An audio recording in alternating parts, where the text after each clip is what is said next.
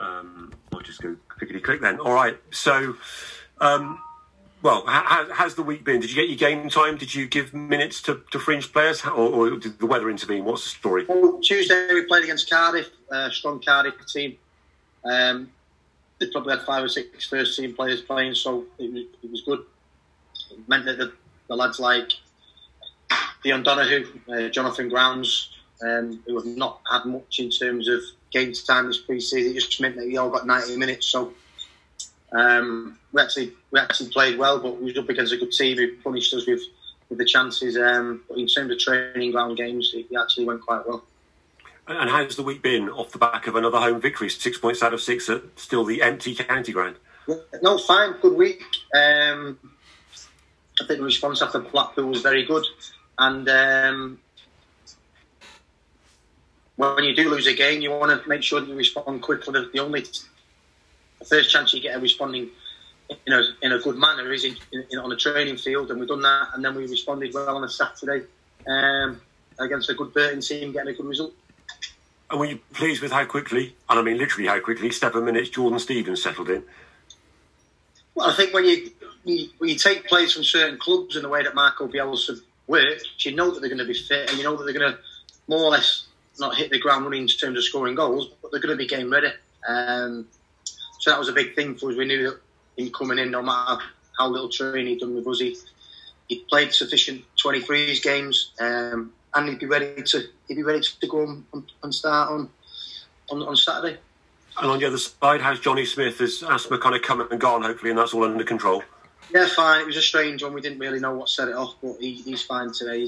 He'll tell you that he's not fine because he's got 5 or 6 cold sores on his lips, so he's not a happy boy at the minute. But hopefully, when the camera's on Saturday, then he'll be disappeared. So how's DJ then? Because he's not a definite starter, is he? Now, DJ played on Tuesday. He got 90 minutes, so we just need to be careful. We make sure he doesn't open his knee up, and he got through okay. Trained today, so he'll be ready to go Saturday. And what about any other bumps and bruises and injuries and so on? No, we won't have anybody fit in terms of coming back, but I would imagine in the middle of next week we might have Leiden and Odemayo back. Maybe the next Friday, Dion Conroy might be training as well. Where's Ellis Angelo in all that? Ellis is just probably the week after, so he won't be next week. He probably will be the week after that. You mentioned Dion Donahue. Do you still see him as a full back? Obviously deployed slightly differently last weekend. Well, we haven't got a lot of bodies. I think the situation with Matty Palmer is quite clear. I see him as a left back, but I still think he can step in at times and do a job. When we do change the midfield shape and go with just Granty sitting and 2 either side of him, I think Dion Donahue can do that. I know it's a Groundhog Day for these questions, so I apologise, but what news of Matty Palmer, Oldham, Wigan or anybody else? At the moment, no, but I would imagine after this weekend then something will happen, so we'll just wait and see. I can't imagine that something would happen before Saturday's game, but I would imagine come Monday, Tuesday next week, then something might happen. I know they're not challenging for the first team, they've got squad numbers, but Cameron McGill and Tyler Reid? Tyler Reid, we're quite close. I think he's going to maybe join us someone. We might have to just pay a little bit of his contract up. Just allow him, obviously, Paul Caddison and Rob Hunt, who can play right back. So I think it's only right that Tyler goes and tries and get some game time elsewhere. Cameron McGill, but again, we a little bit further away than where we are with Tyler Reid, but it's a harsh reality of a club being promoted and trying to get better players in a football club. Cameron McGill will not play for us this year, so it's in his interest to go and try and get a club that will play him week in, week out. And what about players incoming? Any update? No, there will be no one before the weekend. Like I said, Sean, it's important that we get players out because we are up to our limit more or less in what we can spend, so we'll only be spending now if we do get players out. And budgets brought into sharp focus by this weekend's opposition, who have spent a bit, albeit they've earned a bit as well. So give us an assessment of Peterborough. I think it's a good case if you've got to speculate to accumulate. whenever I go to games, there's always people from Peterborough at games.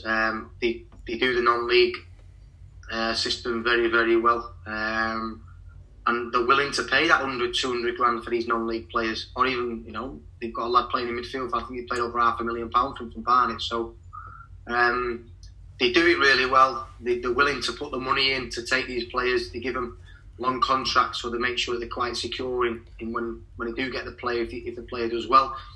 And then they sell them for the top dollar, and Darren McAntony and Darren Ferguson have got a history of getting players in for cheap and then selling for multi-million pounds. So it's a way of working that certainly works for them.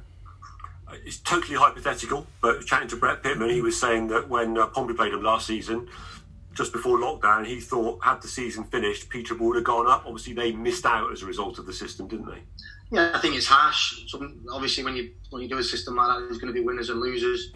And I think that Wycombe were big winners and Peterborough were big losers in League One. So again, that's history. We can't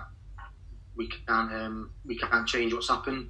I would imagine they'll be more hungry than ever to try and put that right. And they've gone again. They've spent again. So I think they signed Smodics for decent, very good money for this level from Bristol City. So you look at the attacking players they've got Johnson Clark, Harrison from Bristol Rovers. So they're trying to go again. In terms of style of play, is it? I'm not sure you got your plan. Is it similar to Blackpool? What might we see? No, they'll be three at the back. Blackpool was 4-3-3, so they'll be three at the back. When they win the ball, the wing backs are in Broome, who we know last year from Cheltenham, he's very high. Same with Butler on the other side, so they are quite expansive and open when they have the ball. And then when they lose the ball, they'll be straight into a back five, and they leave two up front the majority of the time. So if teams leave two up and you turn the ball over, then it can be dangerous. But I think we've worked on certain things today, and if we do them well, then we'll be okay. I know it's pretty simple, but did you work on set pieces last week, the Caddis delivery and the Bowdry goal? We've worked them set plays for 2 years. We spoke after on Monday. We've been waiting 2 years for Bowdry to do that. So again, you can work on set plays as much as you want. The two most important things when it comes to set plays is putting the ball in a certain quality in a certain area, and then people willing to get hurt to try and get on the end of it. It was a great ball in by Caddison. Brave, good header by Frenchie. In terms of money and rescue package, call it what you will, different people are saying different things. Have you heard anything? No, I've not heard anything. And again, it's not really up to me to try and find out if there's any rescue packages. It's just up to my job to try and make sure we're prepared for Saturday. And if any extra money comes in and helps the chairman, then great. I have heard that there's a rescue package happening for the National League. So again, it's an important part of English football. I think they deserve it, especially if you've got clubs that can most definitely fit all their supporters in the ground. And if the government are stopping that, then I think it's only right that they should they could compensate them in the best way that they can.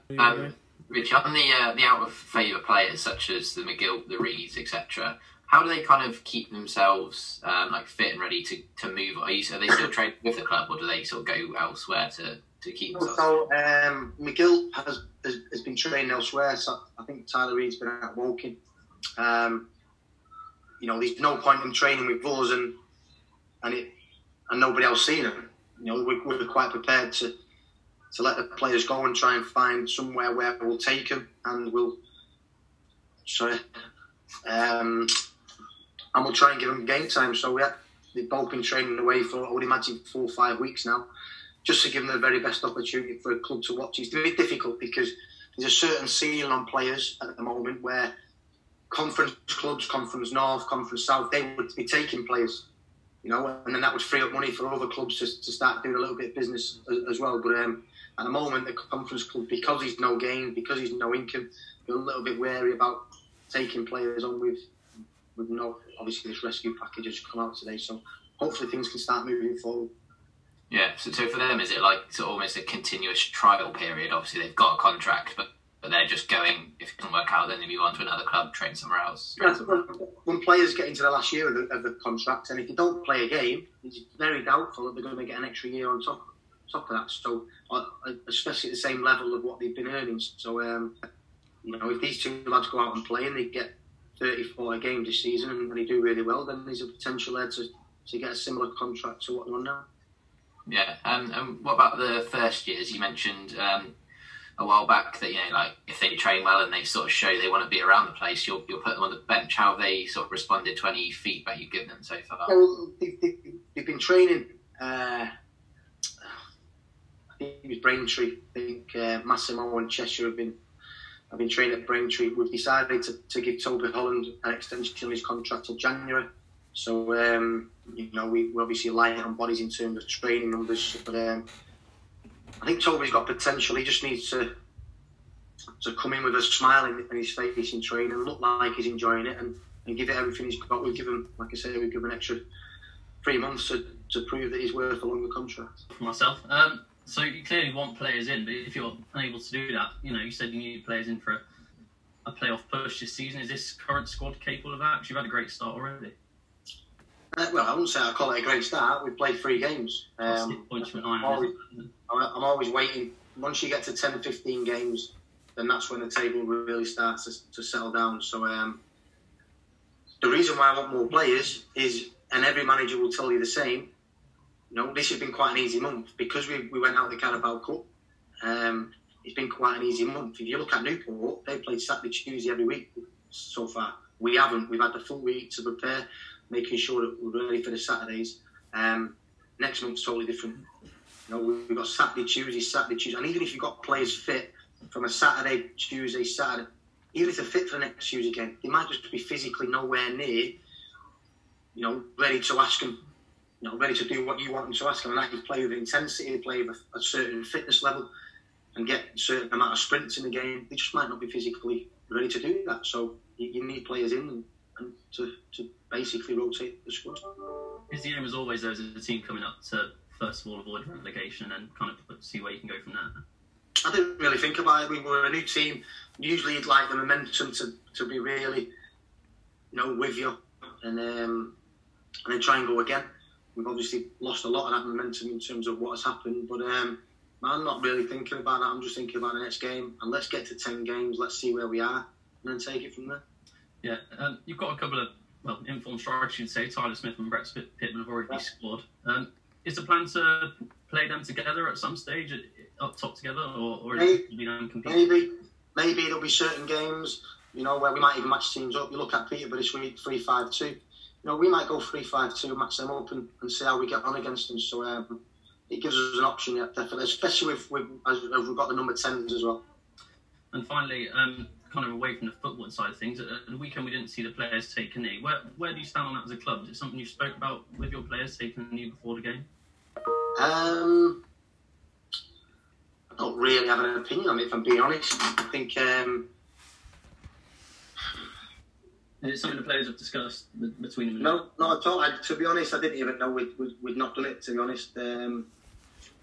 I just think, we've had T-shirts in the past, we've kicked it out, we've taken a knee. I think just more needs to be done about educating people in terms of any racial abuse or what might go on at football. I have to say that I've been a footballer for 20 odd years. I've been a manager for 3, 4. I've very rarely experienced anything. But obviously there will be people that have experienced stuff, and you see it on TV and stuff. But yeah, I think it's a lot more than just taking a knee. I think it's about educating people and making sure that people are quite clear that it is wrong. If you do things like that, I think there should be more implications for the people that do it, especially at football grounds. I think you should be, really punishing them severely. That's it for myself. Yeah, thank you. No problem. Anything else from anyone? No. No. Cool. No, Wicked. Cheers, Gaffer. Bye. Thank you very much.